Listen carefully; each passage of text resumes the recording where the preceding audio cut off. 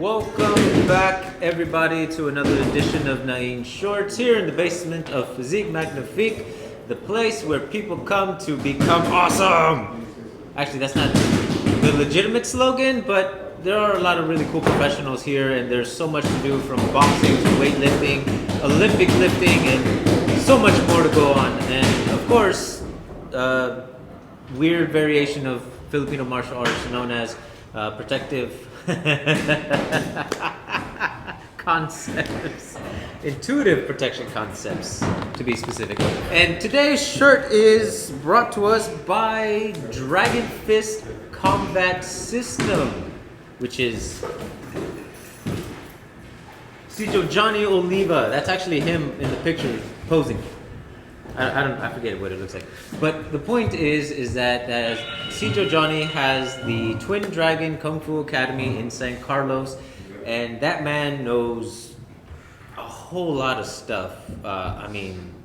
75 different weapons at least, and each one multiple forms. So there's hundreds of forms that he can show you of weapons alone. He does sticks, he does knives, he does Kung Fu, he does, I think, Hung Guard too, and a few other things. Oh, he even does whip. Check out the episode on Colleague Conversation. T-shirts. He even does T-shirt seminars, which one is coming up. More details to come once we have everything figured out exactly what's happening. But definitely a great guy to learn from. I trained with him a little bit here and there, and very knowledgeable. Most wonderful person. He's like a better version of Rick. They kind of look alike. But like I said, we talked to him on Colleague Conversation. He was one of our guests. We've had him more than once, and because of him, we talked to Sijo Lazada as well. And I just have to say, folks, that doing that episode was a lot of fun, as were all the other episodes that we've had. Now, for those of you who don't know, Colleague Conversations is where Rick and I have a candid conversation with different people, primarily martial artists. So we hear stories that some people have never heard, and we put it on camera, and you guys get to visit it whenever you want. We've been doing it for like 3 years now, right? 3 years in May. We've had over 100 episodes, and each one is anywhere from 45 minutes to 2.5 hours long, depending on how good the conversation is or how much that particular person likes to talk. But you get to hear a lot of the background stuff that happens in the martial arts world, often on camera. And you start hearing the same story told different ways, in different time periods, expanded by different people. And it's something that has us really thinking as to why that is, because we still haven't figured out why. And what I'm talking about is, how does the incorrect practice of an art become the correct practice of the art? I know that sounds confusing, right? But here's the thing. We talk to people and they show us the art, and you do it like this, you do it like this, you do it like that. And you recognize the art. You see hundreds of people doing it the same way. You see them move the same way, and you can recognize, that's this art. That's this art. And you talk to more people and they say, that's that way, but I do it a little bit different this way. And then, that's good, but I'm a little older, so I kind of met the person, and half of the stuff that they're doing isn't even what was taught back then. What? What do you mean it wasn't what it was taught? No, that stuff was either added later on or misunderstood completely. Because we've talked to some people and we've asked them questions and we've gotten answers, but not to our questions. And then we've talked to other people which we didn't ask them anything, but they answered the questions that we asked the other person. And again, this is in between. They may not know each other, and it's not a matter of right or wrong as much as it is we don't know. Rick and I, we know what we know, but that's a small portion. There are so many arts out there and so much history. There's no possible way that we could ever get all of it. Not to mention the little research that we do, we don't get the full picture of it anyways, because it's usually written by the most popular people or the ones that were most influential in art. and they say something, and then somebody else watches this and they chime in. They're like, no, that's a little incorrect. It was actually more like this, or it was more like that. And now I have to wonder, where does that fall off? Because folks, this isn't just in FMA. This isn't just in Kaju Kempo. We've seen this in karate. We've seen this in Taekwondo. We've seen this in whatever. What other arts have we played with? Judo. We've seen it in Jiu-Jitsu. We've seen it in Kendo. There's so many different arts where the story is always a little different depending on who you talk to. And recently we just talked to somebody who's a little older, who's met some of these instructors that we have now made into legends. Because folks, we made them into legends. I'm not saying they weren't good, I'm not saying they were great at what they did, but I personally never met them, so I don't know how good they actually were or weren't. So all I have to base off of is people's stories of them. But then you have to wonder, how far removed is that person from the original guy that we're talking about? We've spoken to children who are now in their 70s, whose parents trained with Bruce Lee. And I bring up Bruce Lee because he's one of the biggest names that all martial artists know, and we even quote him. We quote him all the time talking about flow like water, keep whatever works, throw out whatever doesn't. And yet, and please don't hate me for this, but I'm just making a point. JKD is recognizable by its moves.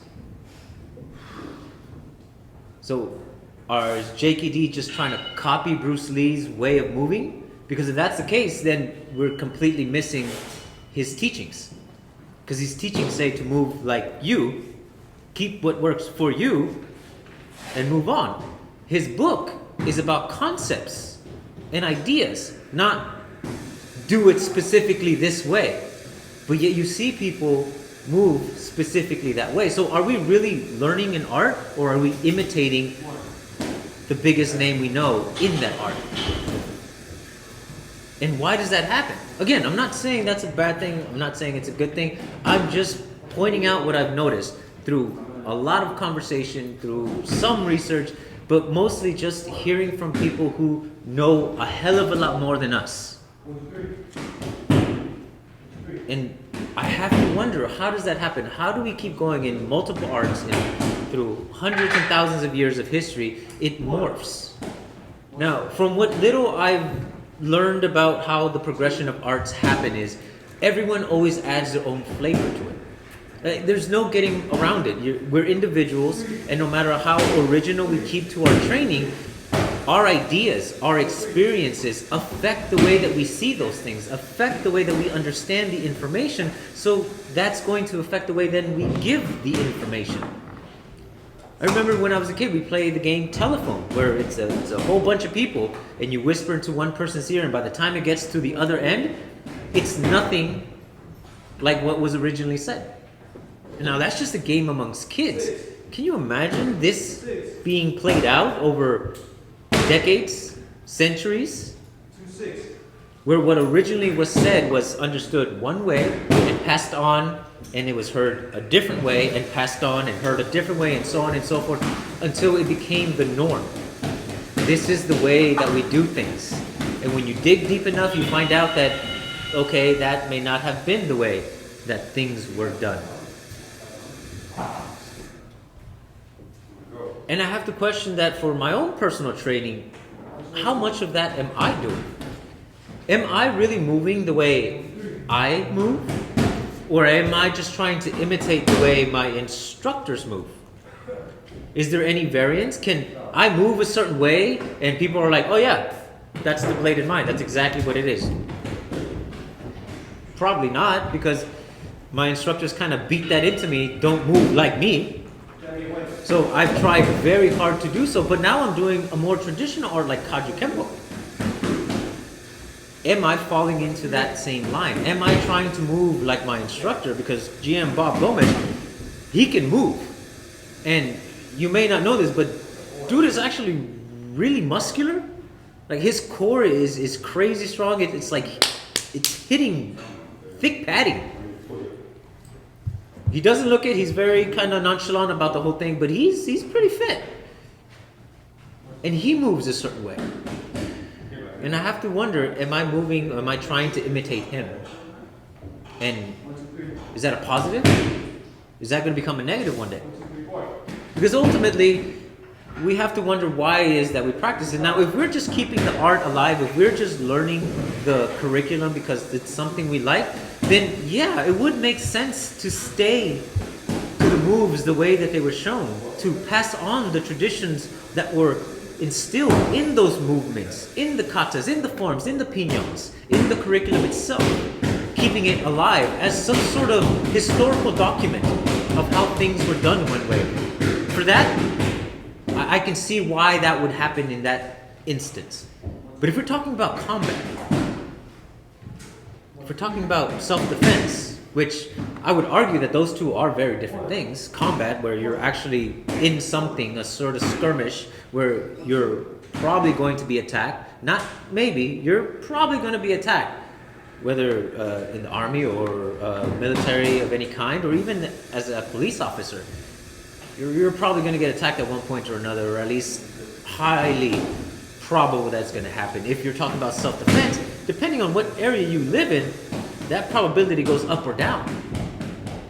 But you're going to use it for something physical, to defend yourself, to hurt somebody, then yeah, maybe the art stuff isn't going to be very helpful in that instance.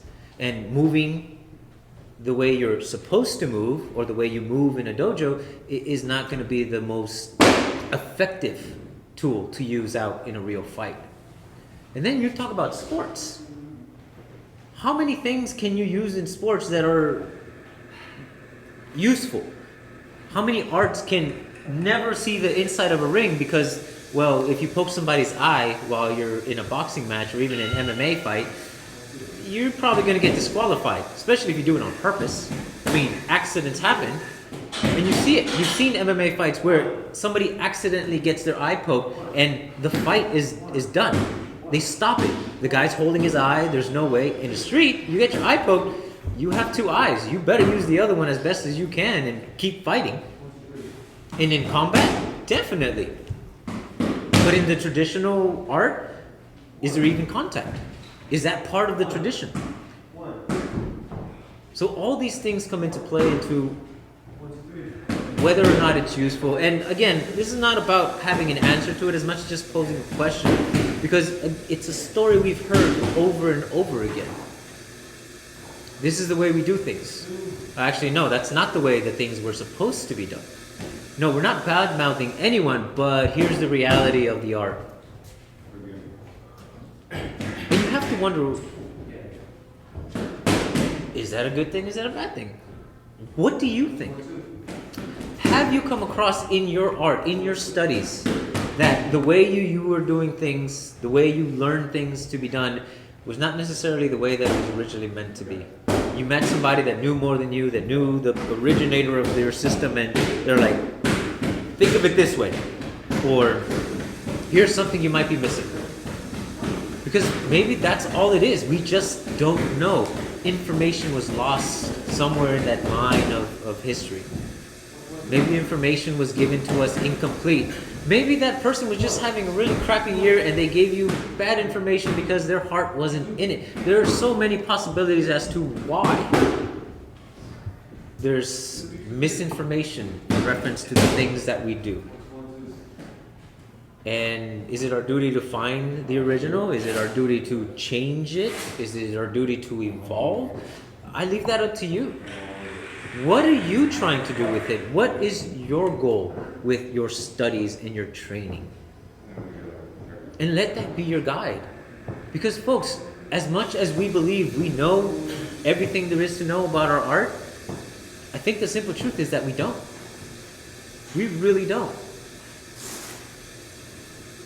And we may never know. Maybe that information has gone with the wind because, well, the instructors that knew it are no longer around. Maybe they stopped teaching at some point and nobody actually got the full scope of what the art was actually supposed to be like.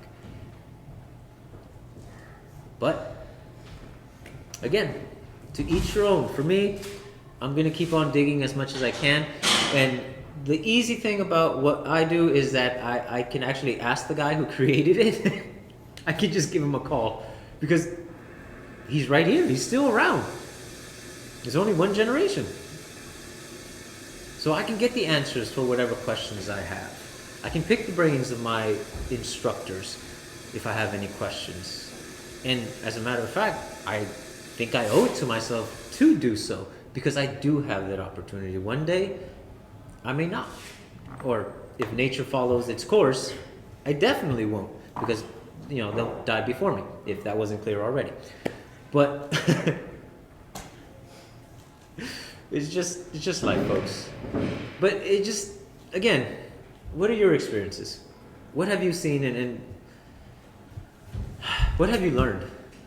Because ultimately, that's what we're here to do, right? We're here to learn more. We're here to expand our knowledge. And we're here to figure out questions that maybe people aren't asking or ask questions that nobody thought of yet. But just something to consider.